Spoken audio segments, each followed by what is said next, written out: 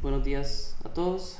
La clase de hoy vamos a hablar acerca de definiciones fundamentales, justamente conceptos importantes que tenemos que manejar de aquí a lo largo del semestre. En la clase de hoy vamos a ver, primero un repaso rápido de unidades y notación. Vamos a ver además lo que serían variables eléctricas. Vamos a ver y vamos a finalizar con el tema de riesgos eléctricos.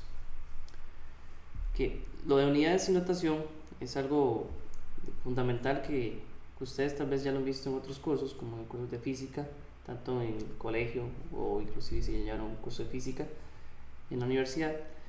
Eh, Normalmente es un repaso de que, si ustedes se acuerdan de física 1, existen las unidades fundamentales por parte del Sistema Internacional de Unidades, del SI, que de aquí tenemos presentes, por ejemplo, unidades que utilizamos para medir distancias, para medir masas, para medir tiempo, como lo que ya conocemos como el metro, kilogramo y el segundo. Nótese que estas son las unidades fundamentales, es decir, por ejemplo, el kilogramo es una unidad fundamental del SI. No estamos hablando del gramo, ya el gramo sería, por decirlo así, nuestra unidad fundamental, pero que transportamos a un orden distinto. Pero la unidad fundamental, por ejemplo, puede ser el kilogramo. La que más nos va a interesar a nosotros es la unidad que utilizamos para medir corriente eléctrica, que sería el ampere. Esa es la que vamos a utilizar en el curso. Además son unidades fundamentales que se utilizan en otros ámbitos de la física. Pero sepa que existen otros como el Kelvin para medir la temperatura, para medir la cantidad en esta cantidad de sustancias tendríamos el mol, y cantidad lumínica tendríamos la unidad de candela.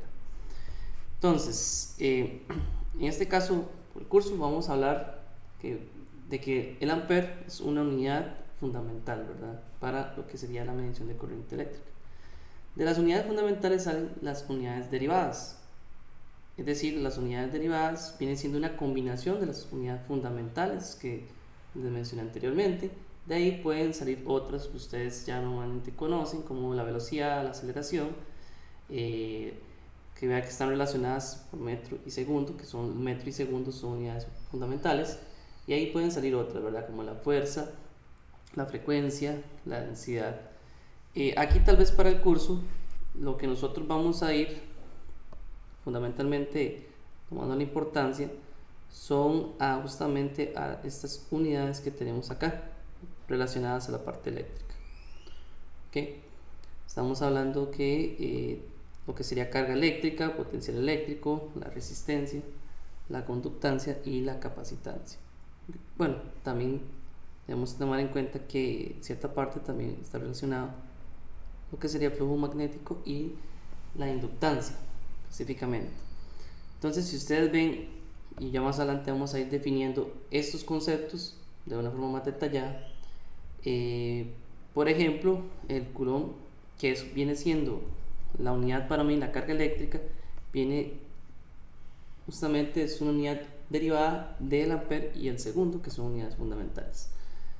Y entonces ahí más adelante vamos a ir explicando las unidades, estas variables eléctricas que son de sumamente importancia en el curso, relacionadas a la parte eléctrica.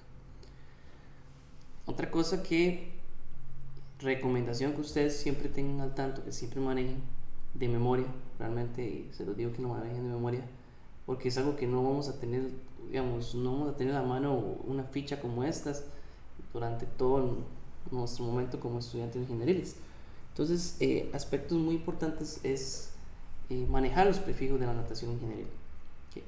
Normalmente muchos de estos prefijos, casi que en toda la carrera ustedes van a estar utilizándolos en toda su expresión matemática, en sus cálculos, y es una forma, digamos que ordenada, de ir manteniendo los datos numéricos a la hora que usted está justamente complementando su información.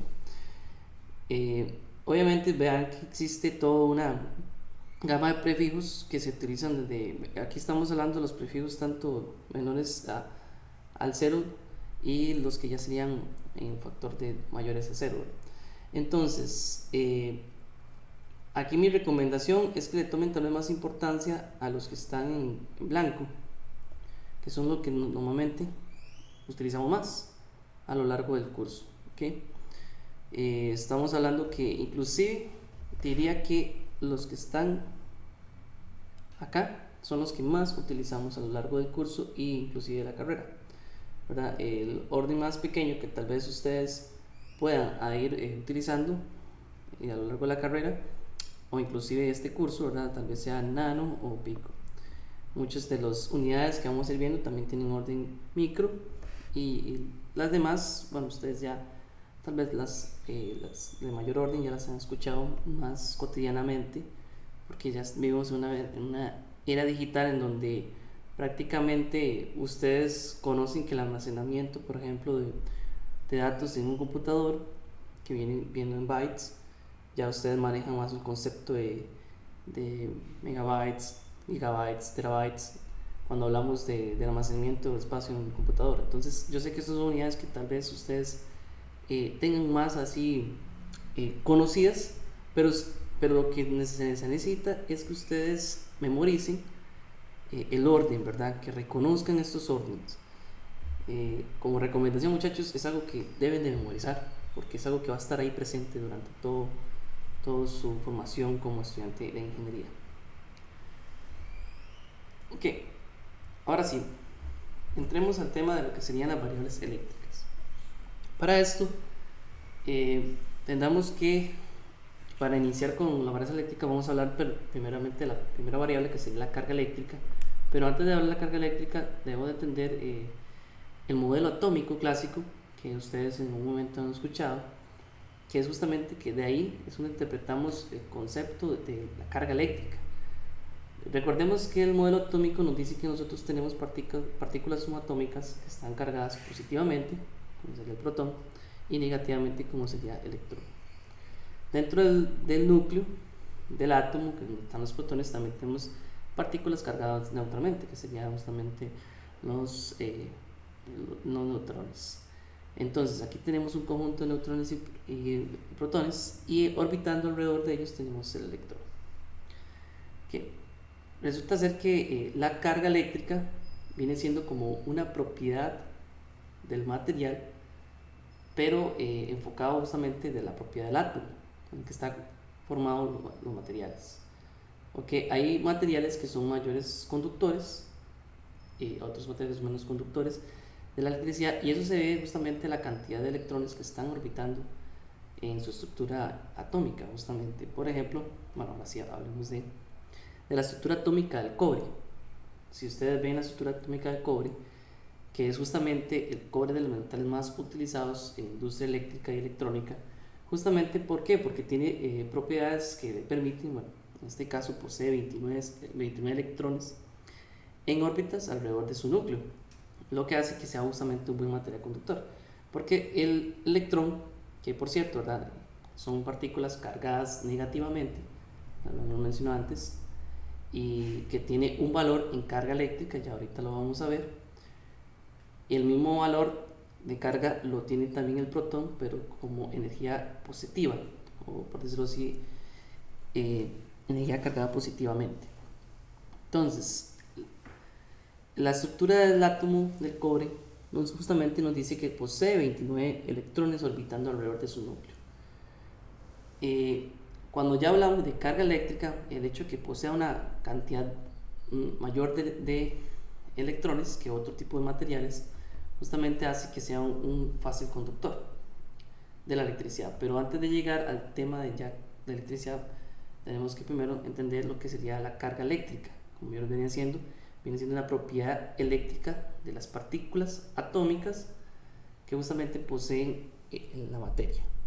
Normalmente la unidad de medida de la carga eléctrica es el coulomb, que antes lo mencionó en la tabla de unidades derivadas, y normalmente, por decirlo así, es la capacidad eléctrica almacenada en un cuerpo, un material, ¿verdad? La capacidad que tiene para poder almacenar electricidad.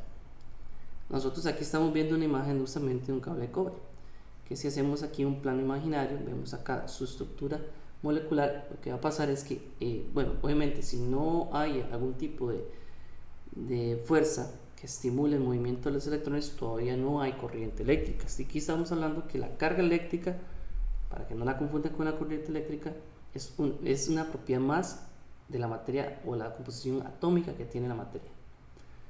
¿Okay? Es importante reconocer también que, por ejemplo, los electrones, que son carga, en este caso energía cargada negativamente, posee menos 1.602 por 10 a la menos 19 coulombs, que es justamente la medida que utilizamos para medir la carga o la composición eléctrica que tienen los materiales. Y un coulomb, ya equivalente a la cantidad de electrones, un coulomb se puede decir que tiene 6.242 por 10 a la 18 electrones. ¿Okay? Un aspecto muy importante es que el electrón es la carga más pequeña posible medida a nivel de carga eléctrica, digamos, la carga eléctrica más pequeña posible. También los electrones es la referencia que usamos nosotros para poder decir cuánta carga eléctrica tiene un material, si lo quieren ver así. Si queremos ver cuántos electrones tiene un átomo de tal material, eso nos va a decir cuánta carga eléctrica podría tener ese material. ¿Ok? Entonces, a partir del electrón, justamente fue que se identifica el coulomb como la unidad de medida. Entonces, si ustedes ven, cuando hablamos de un coulomb, es que tiene esta cantidad de electrones. ¿Okay? Y el electrón sería la mínima carga eléctrica más pequeña posible de medir. Entonces, como yo les decía antes, ahora ya tiene sentido porque el cobre, que tiene muchos electrones, bueno, 29 electrones para ser exactos, orbitando atómicamente en su propiedad molecular, entonces por eso tiene mayor capacidad de conducción eléctrica. Pero justamente ahora que hablo de conducción eléctrica, si yo pudiera hacer que estos electrones se desplacen, justamente se empiecen a mover a lo largo del material, eso es donde tenemos ahora la corriente eléctrica. ¿Okay? Para que exista corriente eléctrica necesita algo que estimule, por decirlo así, ese desplazamiento de electrones a lo largo de la materia. Entonces ahí es donde entramos la corriente eléctrica. La corriente eléctrica, como bien se define, es la tasa de cambio temporal de la carga eléctrica. O sea, es hacer que las cargas eléctricas se desplacen, por decirlo así, de un punto a otro. Ese cambio temporal de carga eléctrica que va a haber dentro del material, que pasa de un punto a otro, es lo que forma una corriente eléctrica. Corriente, justamente veamos el nombre de corriente como un desplazamiento de esa carga.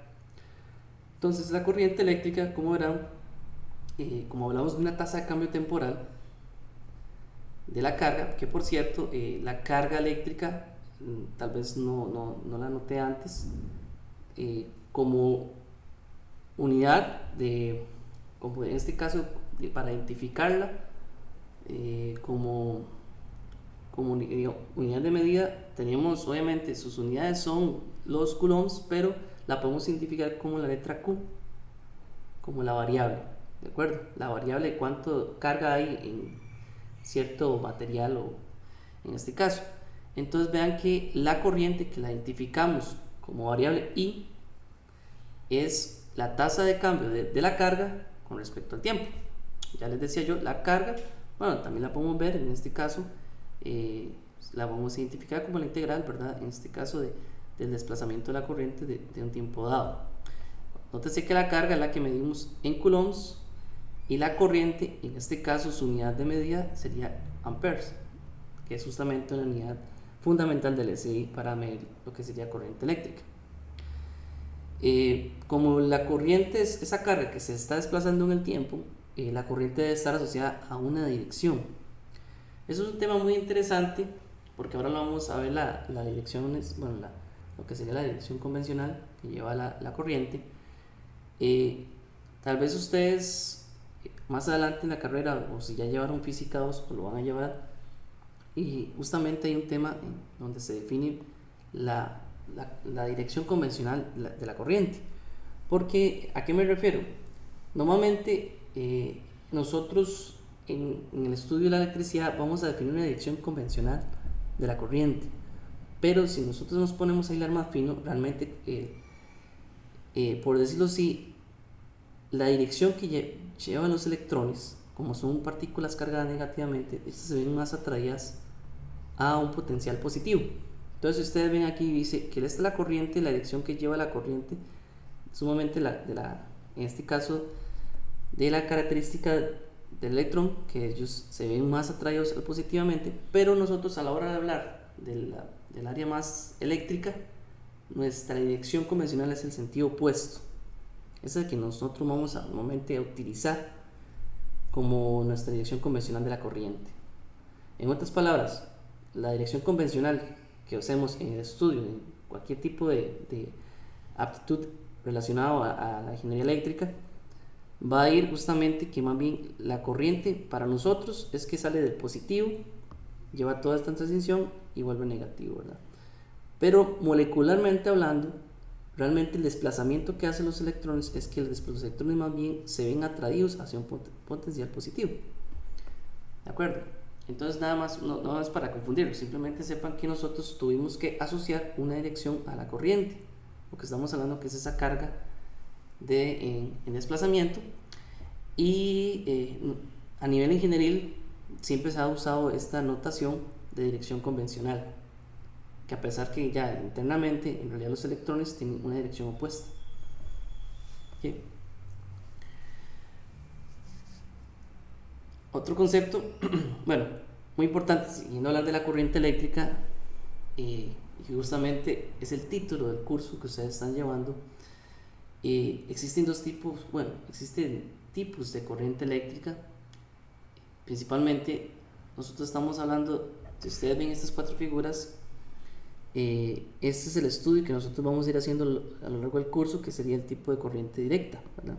Que es justamente una corriente que se mantiene constante a lo largo del tiempo. También tenemos lo que sería corriente alterna, que es justamente que tiene un comportamiento sinusoidal, que es cambiante en el tiempo. Si ustedes ven la gráfica, el valor de corriente con respecto al tiempo, esta corriente se ve variando justamente a lo largo del tiempo, ¿verdad? Eso es lo que llamamos corriente alterna.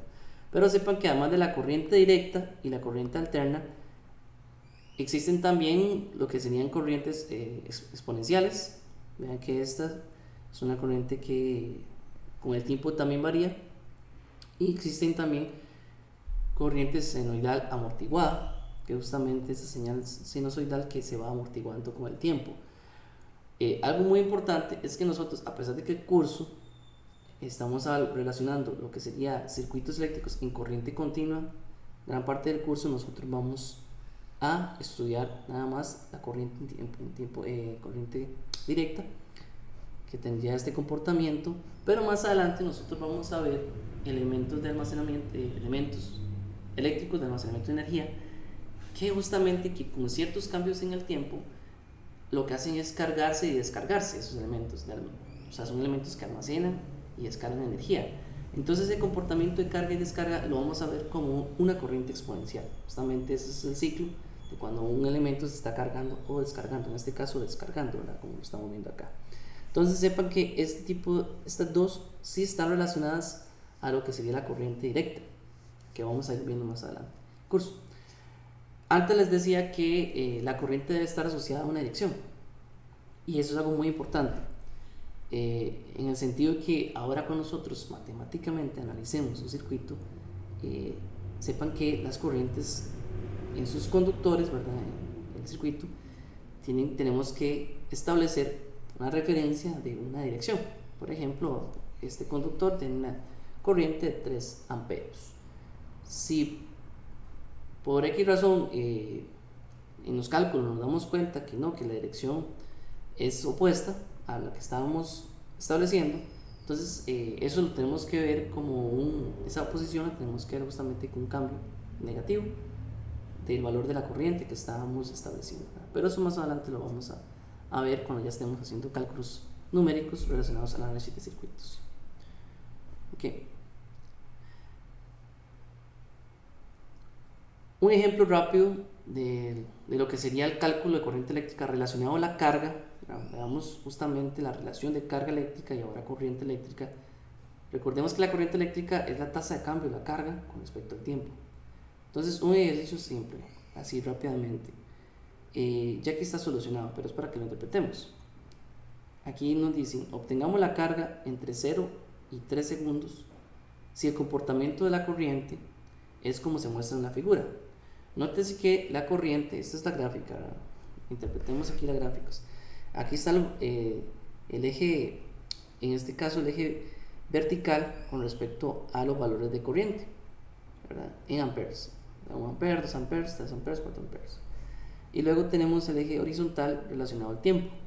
Entonces verán que antes de 0 segundos la corriente es 0, ¿okay? Justamente aquí lo tenemos relacionado. En tiempo menor a 0 segundos la corriente es 0. Pero resulta ser que a partir de 0 a 1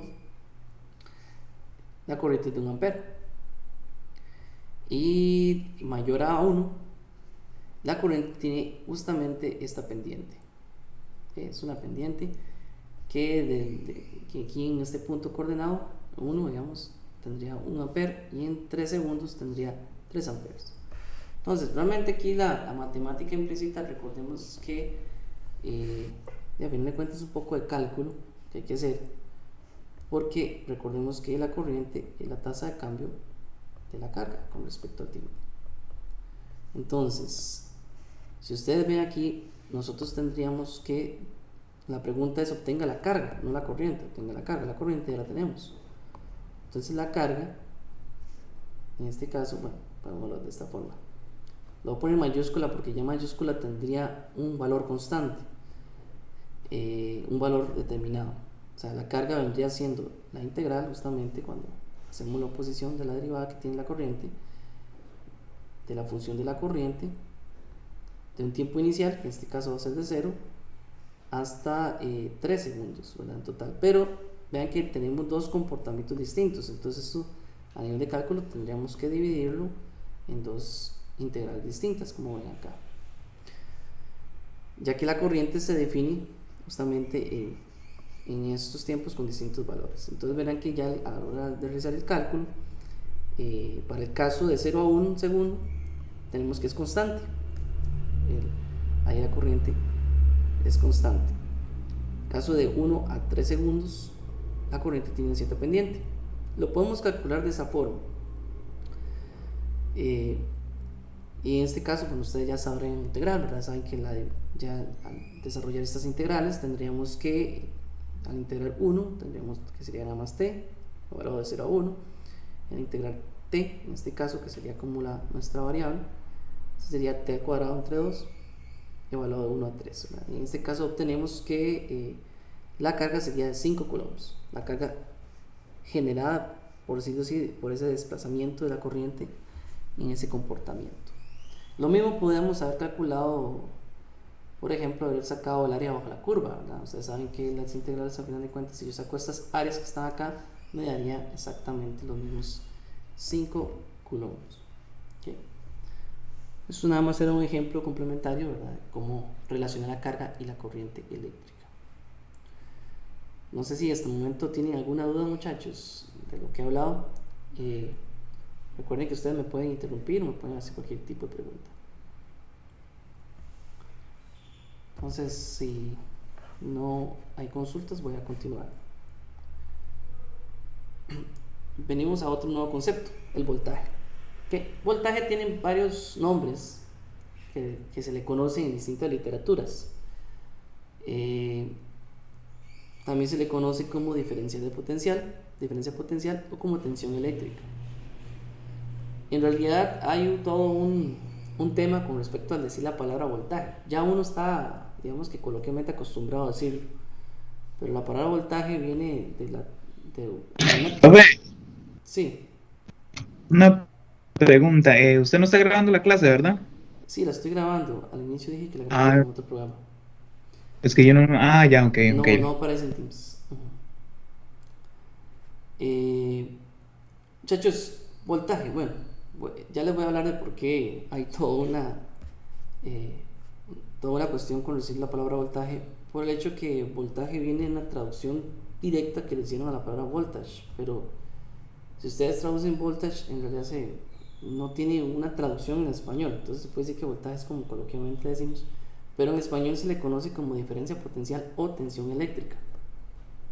Igual no hay problema que le digamos voltaje, ya estamos acostumbrados. Nada más era una anécdota de eso. Entonces, ¿de dónde viene el voltaje o la diferencia potencial? Si hablamos más físicamente, en el contexto de que yo les decía a ustedes que la corriente eléctrica es el desplazamiento justamente en el tiempo de todas estas cargas, de estos electrones, ¿qué hace que esos electrones se puedan mover? Obviamente, usted dirá, la batería. Pero justamente la batería viene siendo esa fuerza electromotriz, la FEM, así es como se le conoce. Esa fuerza que logra impulsar o que logra hacer que se muevan los electrones. Como si lo vemos de una forma más gráfica, así en un ejemplo distinto. Si ustedes se imaginan qué es lo que hace que una columna de agua pueda subir una tubería, ¿verdad? Porque normalmente por gravedad el agua siempre bajaría una tubería, pero ustedes, no sé, le acoplan ahí una bomba eléctrica, que eso lo que hace es impulsar a que el agua pueda, por ejemplo, elevarse para llegar a otros niveles de un edificio, por ejemplo. Entonces, esa bomba, si nosotros decimos que la corriente es el agua, es agua que por gravedad cae, ocupa una fuerza externa para poder impulsarla en vertical, digamos, hacia arriba, como el ejemplo del agua con una bomba. Esa bomba viene siendo esa fuerza electromotriz que permite eso. Entonces, justamente el voltaje viene siendo esa fuerza electromotriz que permite que los electrones se desplacen, o sea, se muevan formando corriente eléctrica. Pero si nosotros contestamos, da una definición más general, o en este caso una definición más matemática del voltaje, normalmente vean que el voltaje es una diferencia entre dos puntos, que una batería puede ser, ¿verdad?, el punto positivo, punto negativo. Si lo vemos aquí, hablando en este caso con esta simbología, entre un punto A y un punto B, si ustedes ven, yo requiero, digamos, por ejemplo, el voltaje entre los puntos A y B, digamos, si yo quiero agarrar esta carga, bueno, o este electrón que está acá, lo quiero desplazar al punto B, para que está en punto A, punto B. Para yo poder desplazar entre dos puntos A y B, requiere un trabajo que se traduce en energía, ¿verdad? ¿Cuál es?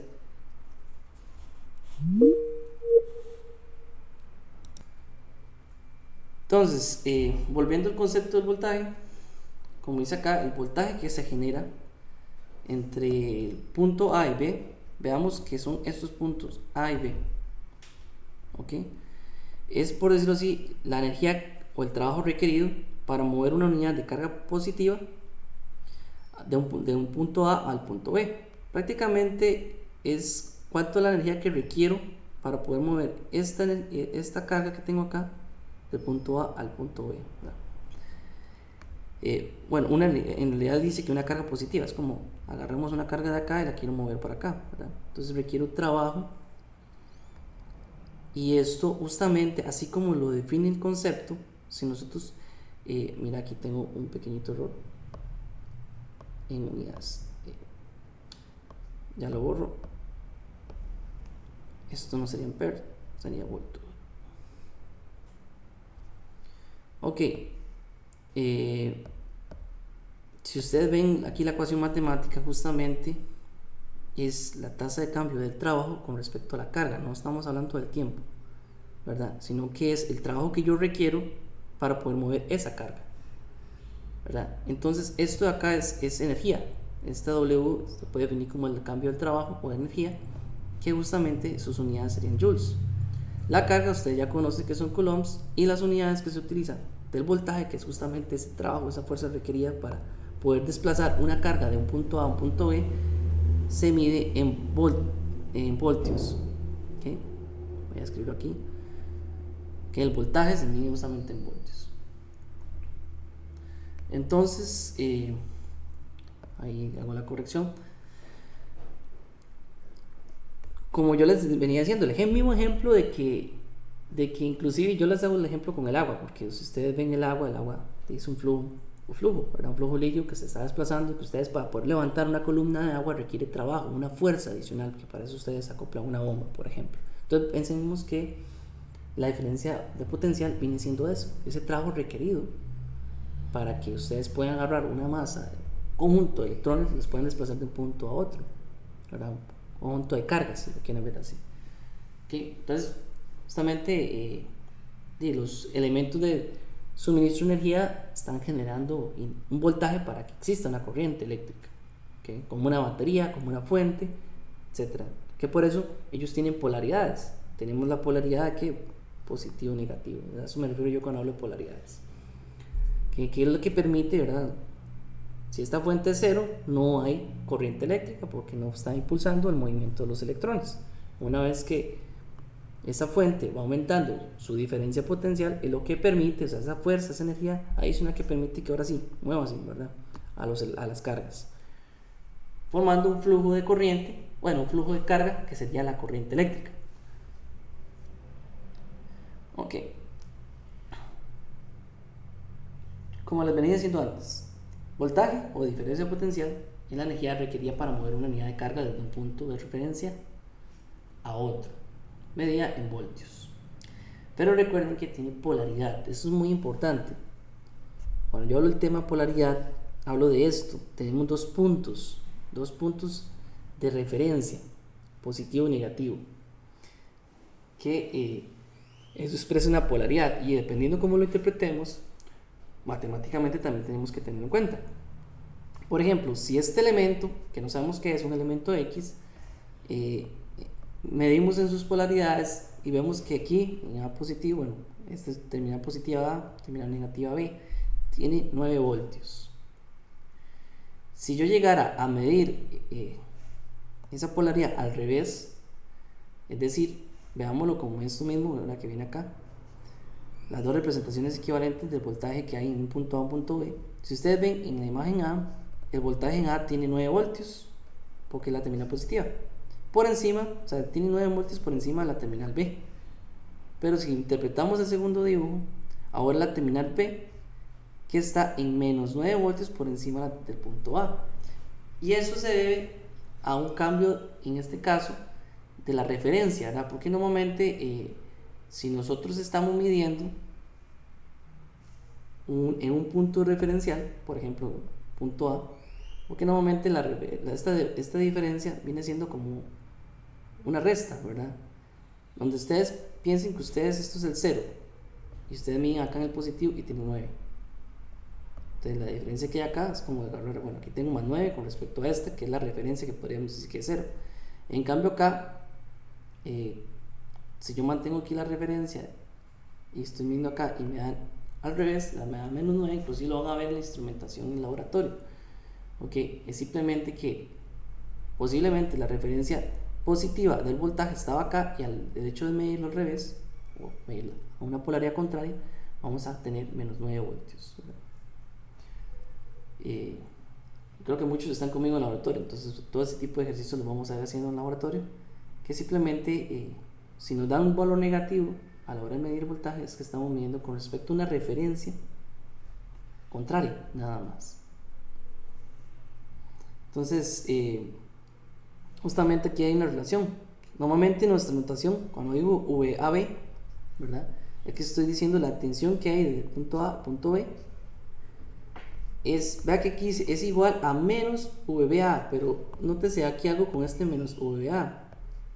Si yo voy, si ustedes ven VBA, por decirlo así, es como si yo llegara y me diera la tensión de aquí, ¿verdad?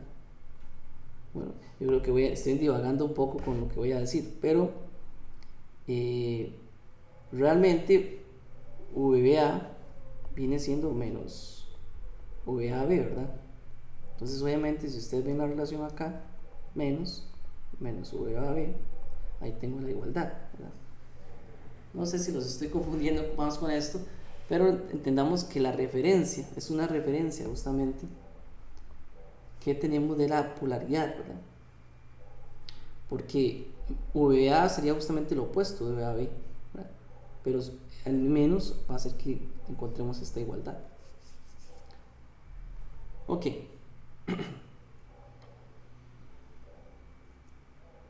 Llegando a otro concepto, ya conocemos carga, conocemos corriente eléctrica y conocemos el voltaje, que viene siendo esa fuerza, ese trabajo, esa energía para desplazar las cargas. Ahora sí, ¿qué sería un circuito eléctrico, verdad? Justamente el circuito eléctrico es ya la interconexión de elementos eléctricos unidos entre sí en una vía cerrada. Ojo, la palabra vía cerrada. Eso tiene que ser un circuito cerrado, ¿verdad? De modo que la corriente eléctrica pueda fluir constantemente en esa interconexión. ¿Ok? Vean que aquí, bueno, dos ejemplos, uno físico y uno esquemático. Aquí estamos viendo circuito esquemático, pero aquí, si ustedes ven, no hay ningún punto abierto. Todo eso, a final de cuentas, sigue siendo una interconexión cerrada, una vía cerrada.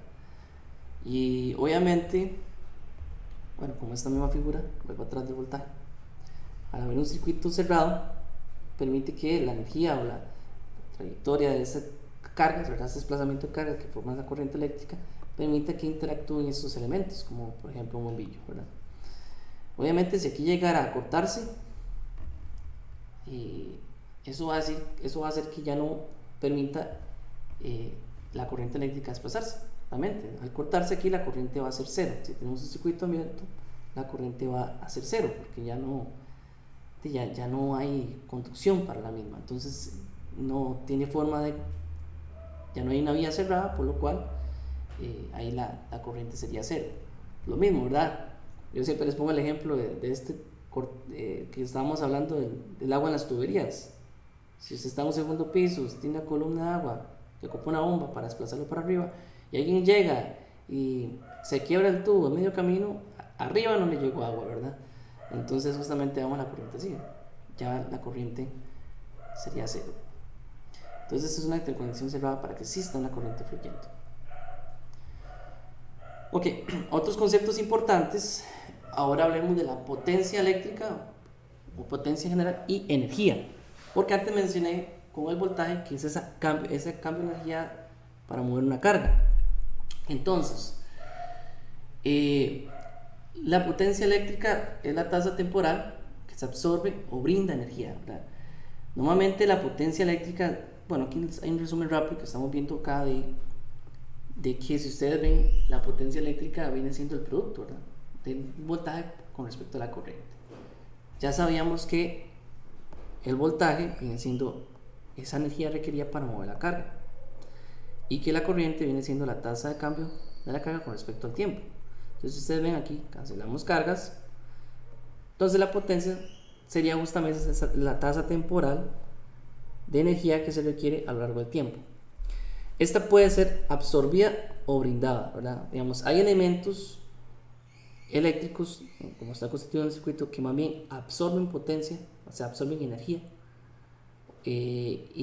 durante el tiempo, y hay otros que más bien brindan energía, ¿verdad? Por ejemplo, una fuente de alimentación brinda energía al resto del circuito, ¿verdad? Pero hay elementos como la resistencia que más bien absorben energía, ¿verdad? ¿De qué forma? Algunos elementos que absorben energía en calor.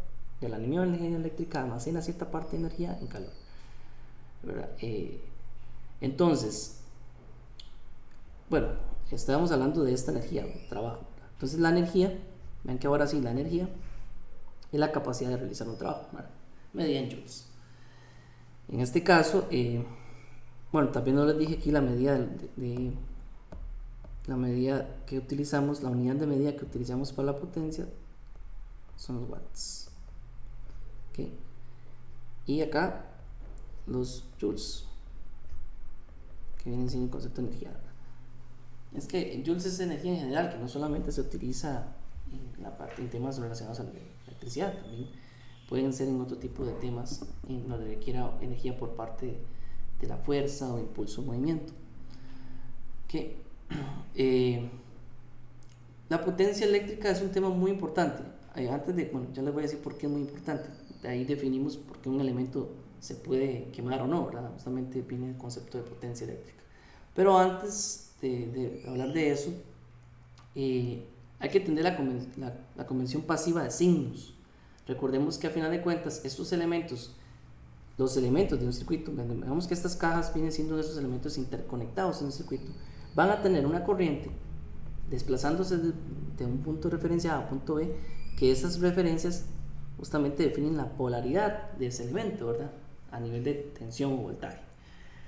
Recordemos que la potencia, van a haber elementos que absorben potencia y otros que más bien generan potencia, ¿verdad? Entonces la convención de signos es la que nos va a decir justamente qué elementos son los que realmente absorben y cuáles son los que generan, ¿verdad? Normalmente dependiendo de la dirección de la corriente y la polaridad del elemento. Si ustedes ven aquí, la convención pasiva es utilizada para generar si la potencia está absorbida o generada. Yo trato de que ustedes lo vean, bueno, lo podemos analizar matemáticamente, pero también lo vemos también por un poco de lógica, de que si ustedes ven estos elementos, bueno, aquí matemáticamente cómo lo estamos relacionando. Si ustedes ven que la corriente en este caso entra por el potencial positivo, ¿verdad? Y en este caso más bien la corriente está entrando por el potencial negativo.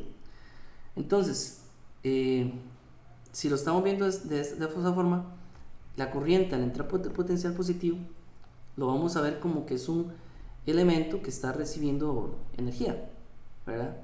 Eso quiere decir que aquí la potencia se está absorbiendo.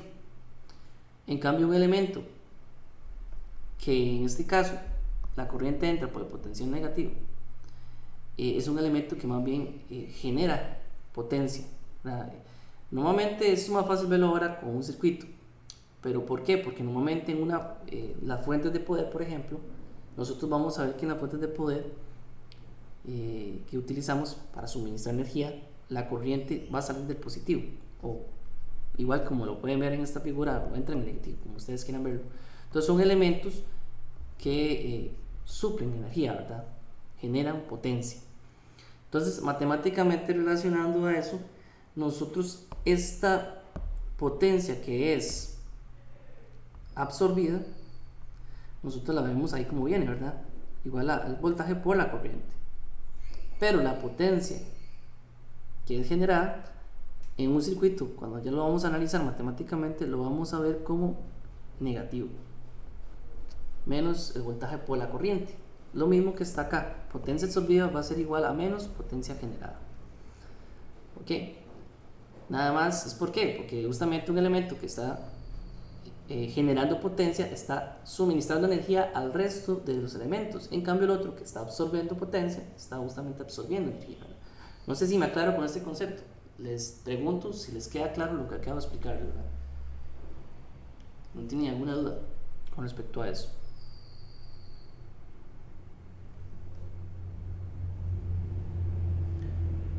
Entonces, en otras palabras... No, está claro, profe.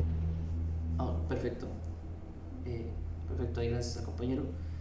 En otras palabras, la convención pasiva de signos, lo que viene a la función que tengo que establecer con ella es que satisface, o para referenciar cuando la corriente entra por una terminal positiva o negativa, ¿verdad? O negativa, para yo establecer si el elemento es un elemento que está absorbiendo potencia o es un elemento que está generando potencia.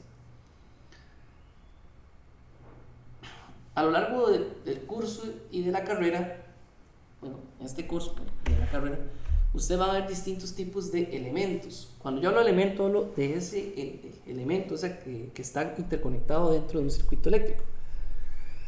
O sea, puede ser un LED, un bombillo, una resistencia, un capacitor, ¿verdad? Yo estoy hablando de esos elementos. Si nosotros ya iramos fino con cada elemento, existen elementos lineales. Los elementos lineales son elementos que satisfacen las propiedades de la superposición, que es un tema que más adelante lo vamos a ver, vamos a entender, ¿verdad? ¿Cuáles pueden ser elementos lineales? Normalmente elementos lineales pueden ser la resistencia. La resistencia es como principalmente el elemento lineal que nosotros analizamos y que normalmente es un elemento que lo que hace es absorbe energía porque limita el paso de la corriente. También vamos a ver elementos pasivos. En este curso normalmente lo único que nos vamos a enfocar es en elementos lineales y elementos pasivos. ¿Cuáles son los elementos pasivos? Bueno, aquí voy a hacer la anotación de lo que acabo de decir, ¿verdad? Elemento lineal normalmente la resistencia. Elementos pasivos dicen que son elementos que absorben energía.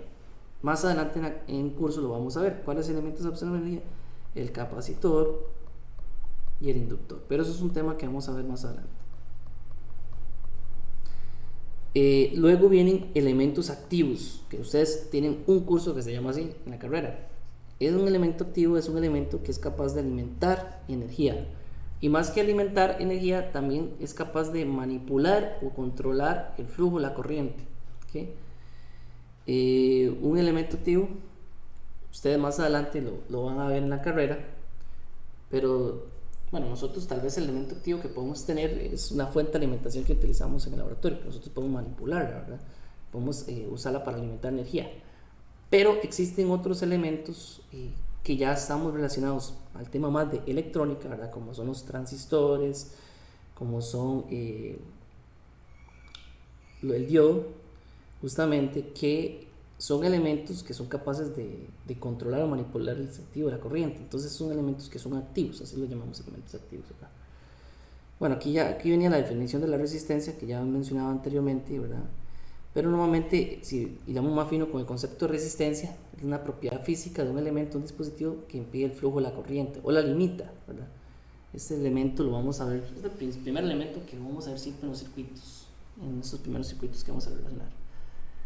Ok. Volviendo al tema de la energía y la potencia. ¿Okay? Nuevamente, la energía, bueno, específicamente el concepto de energía. El concepto de energía que antes mencionamos, la energía también se puede medir de distintas formas, que es justamente como la miden y la cuantifican en sus hogares, en el consumo energético residencial, ¿verdad? Esos son algunos aspectos prácticos adicionales para que tengan ahí conocimiento general. Muchachos, la energía también se puede medir en caballos de fuerza. Normalmente, bueno, caballos de fuerza, en realidad un caballo de fuerza viene siendo aproximadamente una potencia, viene siendo una potencia eléctrica en relación, ¿verdad? Normalmente en la mecánica se usa el caballo de fuerza como una energía de potencia mecánica, ¿verdad? Para que ustedes sepan, un caballo de fuerza es aproximadamente igual a 746 watts, que watts en este caso venimos siendo en relación a la potencia eléctrica. Eso es simplemente un aspecto ahí práctico que ustedes tal vez en un futuro, por si ven un motor o ven algún elemento, ¿verdad? Tal vez mecánico que habla de potencia mecánica, si lo quieren traducir en potencia eléctrica, porque a fin de cuentas la potencia viene siendo ese cambio de trabajo o energía en el tiempo, está relacionado aproximadamente a 746 watts. Por otro lado, ¿cómo miden el consumo eléctrico de sus hogares? Resulta ser que es un cálculo de energía que lo podemos ver en watts hora, ¿okay? Este watts hora viene siendo justamente la potencia en watts multiplicado por el tiempo en horas. Pero a veces los valores son muy grandes, ¿verdad? Los valores de consumo eléctrico, si usted lo está viendo en watts hora a lo largo de un mes en sus hogares, entonces para simplificarlo lo establecieron mejor en kilowatt hora. Es este mismo valor, ¿verdad? Dividido entre 1000, que es justamente, bueno, ustedes saben que en sus hogares ustedes tienen medidores eléctricos, tanto analógicos, antes eran analógicos y ahora ya hay medidores digitales. Inclusive ya ahora hay medidores digitales inteligentes, que eso lo que les sirve es que en este caso a la empresa que suministra energía a los hogares, tener un control de quién está moroso y poder cortarle en tiempo real en cualquier momento la electricidad, sin la necesidad de antes de que tenía que ir una persona a hacer la desconexión directa, ¿verdad? Nada más tengan el dato, lo que quiero dar el dato es que el consumo energético que le miden ustedes, ya sea por una fecha de corte, un mes en sus hogares, está medida en kilowatt hora. Ustedes tendrían que ver normalmente en los manuales de sus elementos o dispositivos eléctricos, tienen una tasa, un rango que le dicen que ok, este elemento consume tanto por hora o tiene una tasa de tantos watts. A veces no dicen por hora, a veces nada más dice que le dicen a uno que que el consumo energético de este elemento es de tantos watts. Entonces ustedes pueden agarrar esos watts, multiplicarlo por la cantidad de horas que usted lo utilizó, y ese tipo de energía que se va contando en el medidor para luego de hacer el cálculo y de hacer el cobro recibo de la luz, ¿verdad? Nada más hay como un aspecto práctico para que lo tengan en cuenta. Bueno, inclusive veamos aquí algunos ejemplos de rangos de potencia que utilizan elementos cotidianos que ustedes comúnmente pueden utilizar en sus hogares. Obviamente esto sacó de una referencia de hace unos 5 años atrás, entonces verán algunos dispositivos que tal vez ya ni se usan, ¿verdad? Pero vean que, por ejemplo, aire acondicionado, dependiendo del tiempo que lo usen, ellos le dan un rango de potencia, un rango de watts de 1400 watts, pero este mismo rango de watts, si usted lo utilizó 5 horas, agarre esto y lo multiplica por 5 horas. Ahí tendría usted ya cuántos watts horas tendría. Como ustedes ven, van a ser un número grande, entonces por eso es mejor, más fácil, más práctico usar la unidad de kilowatt hora. Hay elementos que consumen más y con elementos que consumen un poco, ¿verdad? Por ejemplo, un teléfono celular aproximadamente, ¿verdad? Porque son teléfonos que eran un poco más viejos. Tal vez, obviamente, dependiendo del uso que usted tenga, y ver el rango de watts. Aquí lo interesante es, yo siento que es ver las cuestiones que son más de mayor rango de potencia, de consumo de potencia, ¿verdad? Obviamente hay elementos que también utilicemos. Esto debe ser algún tipo de secadora eléctrica. Ahora hay secadoras de gas, entonces se ahorra más el consumo eléctrico, pero antes habían secadoras eléctricas, ¿verdad? Que me imagino que son como tamaño de una lavadora, que eso sí veo que consumían bastante, ¿verdad? Hay varios elementos que consumen, ¿verdad? Una refrigeradora, tostador, inclusive la televisión. Aquí hagan cálculo de televisión de 5 pulgadas aproximadamente, si es de plasma, LCD o LED, cuánto es el rango de potencia que estaría consumiendo. Obviamente también hay algunas cuestiones, consolas de videojuegos, ¿verdad? Nintendo Wii consumía poco, 360 consumía más, ¿verdad? Pues son consolas de una generación anterior. Entonces, para que vean que ese tipo de datos ustedes los pueden investigar en sus hogares, en los dispositivos que ustedes utilizan. Normalmente eso está en los manuales que uno casi no saca el rato para leer, pero hagan el cálculo, ¿verdad? Y así verán cuántos kilowatt hora ustedes estarían consumiendo, y ya luego sería como ver cuál es la relación monetaria que tienen estas empresas que nos distribuyen energía eléctrica para sacar nuestro cálculo, ¿verdad? No sé si tienen alguna duda hasta el momento, muchachos, con respecto a este tema.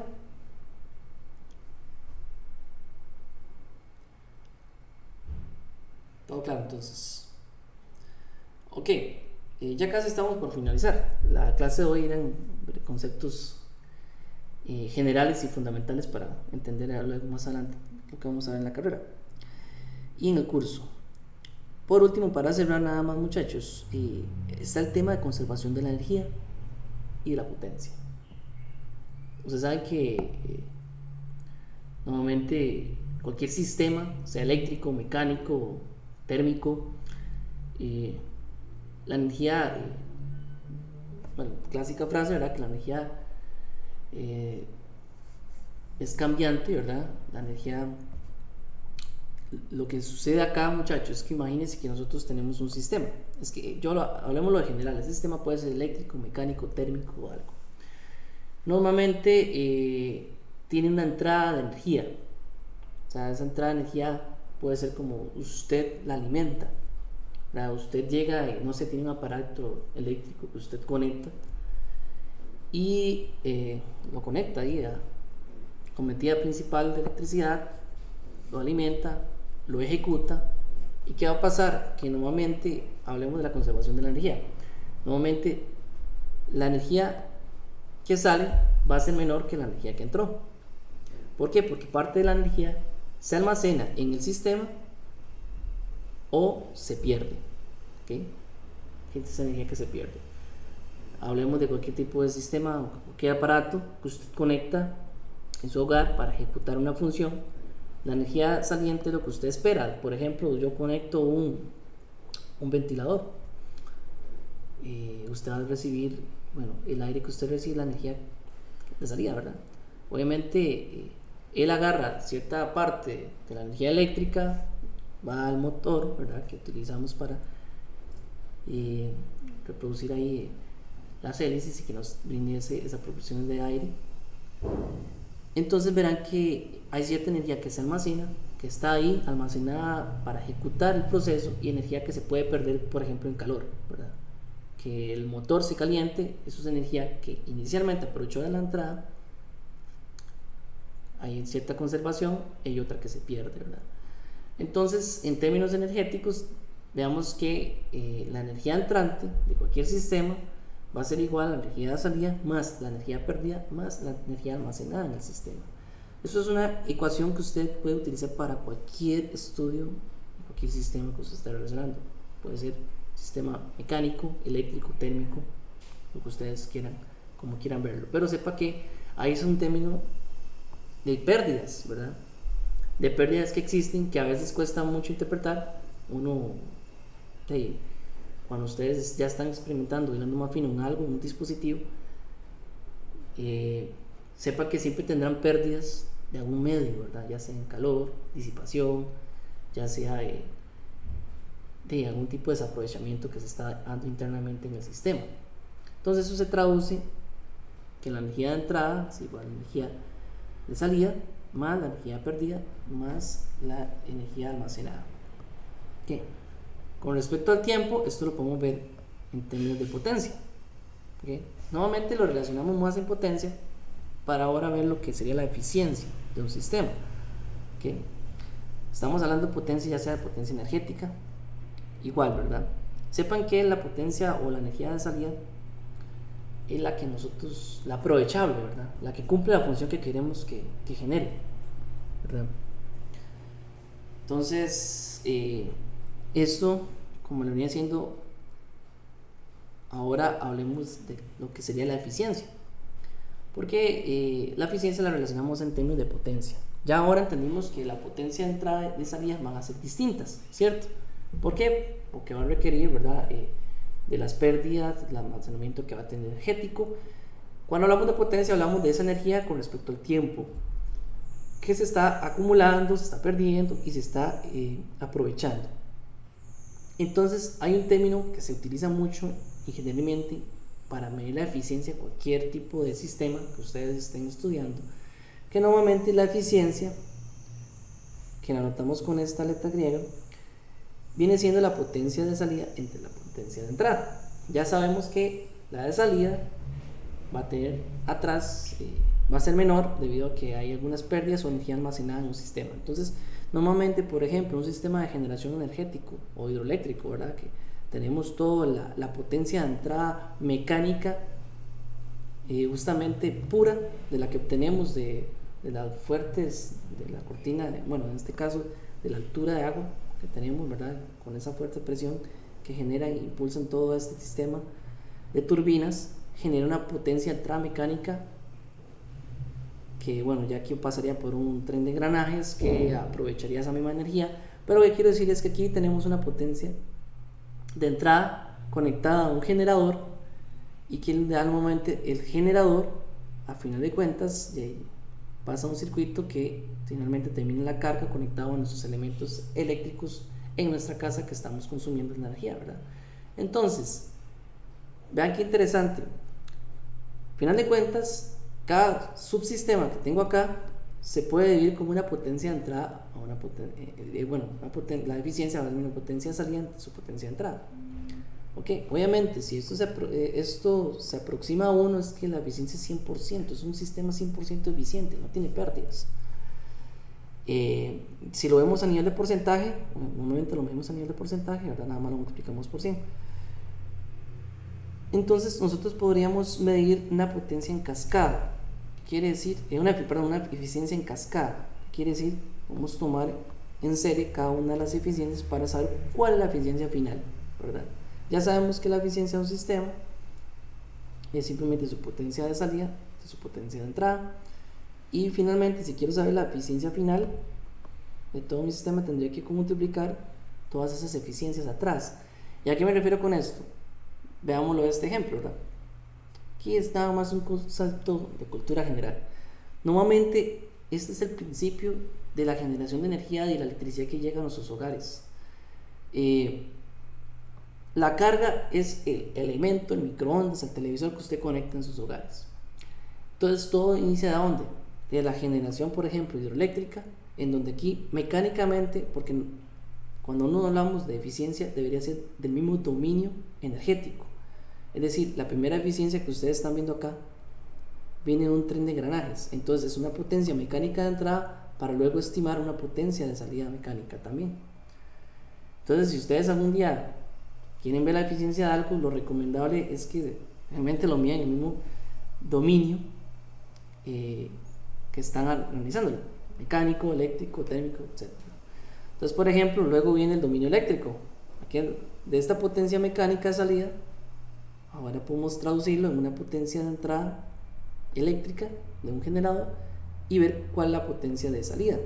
Aquí hay una eficiencia 2, ¿verdad? Eficiencia 1, aquí hay pérdidas por la parte mecánica, aquí hay pérdidas por la parte de generación, y luego pueden haber pérdidas por el sistema de transmisión, ¿verdad? Obviamente, transportar una energía a 50 kilómetros de distancia en todo este tendido eléctrico, van a haber pérdidas, ¿verdad?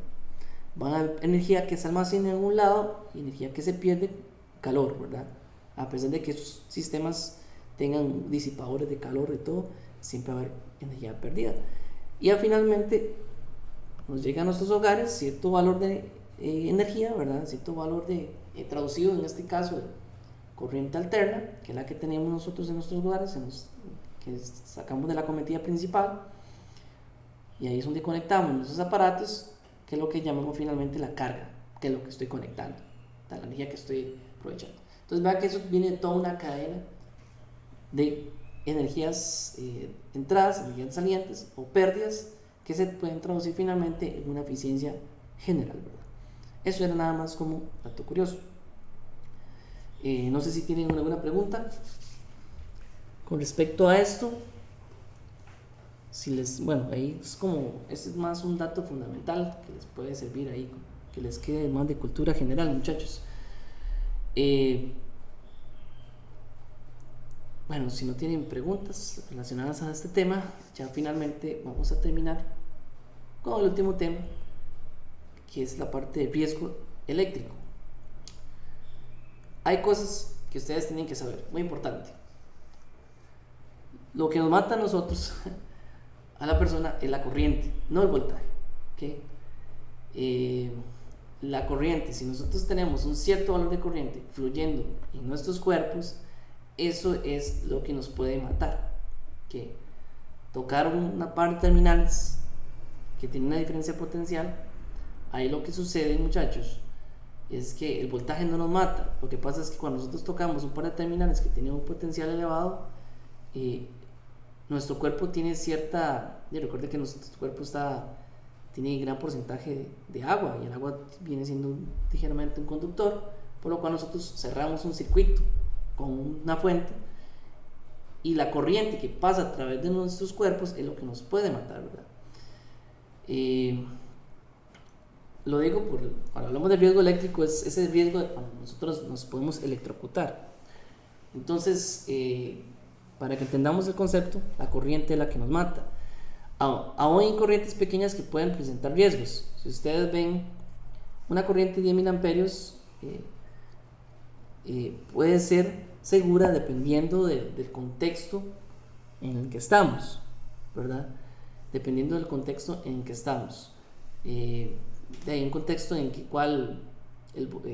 contexto de laboratorio, que ustedes hay un cable ahí desconectado, que ustedes agarraron, y realmente estamos en un contexto en cual el conductor en sí no llega ni a sentirnos ni a dañarnos, pero hay condiciones en cuales sí puede ser peligrosa una corriente de 10.000 amperios. En el caso de que yo estoy hablando, dije el ejemplo de laboratorio, en un entorno más pequeño, donde tenemos conductores más pequeños, pero digamos, siempre hay un riesgo, por ejemplo, de que ustedes en una ducha, por ejemplo, ustedes están sumergidos en agua, donde ya hay mayor además del conductor que produce sus cuerpos, ya ahí ustedes están sumergidos en un mayor material conductor y ahí puede caer algún objeto que tenga una corriente eléctrica, aunque sea pequeña, puede ser peligrosa, ¿verdad? Entonces son contextos distintos. Ya elementos como de más de, bueno, en este caso una corriente de más de 50 mil amperios puede causar choques severos, esos jalonazos, ¿verdad? Que modifican las articulaciones de nosotros, dependiendo, ¿verdad? Inclusive si usted agarra un cable suelto o algo, dependiendo de la corriente que tenga, eso hace que el filamento muscular también no quiera soltarlo, ¿verdad? Y ahí nos mantenemos electrocutados. Entonces, a eso me refiero con que ya a partir de 50 mil amperios puede haber choques severos y a partir de 100 mil amperios ya puede ser fatales. Eso quiere decir que si ustedes están también interactuando con elementos que pueden ser de 1 amperio, ya esos muchachos puede ser muerte fatal segura, ¿verdad? Entonces hay que tener mucho cuidado. La piel suele ser una barrera efectiva.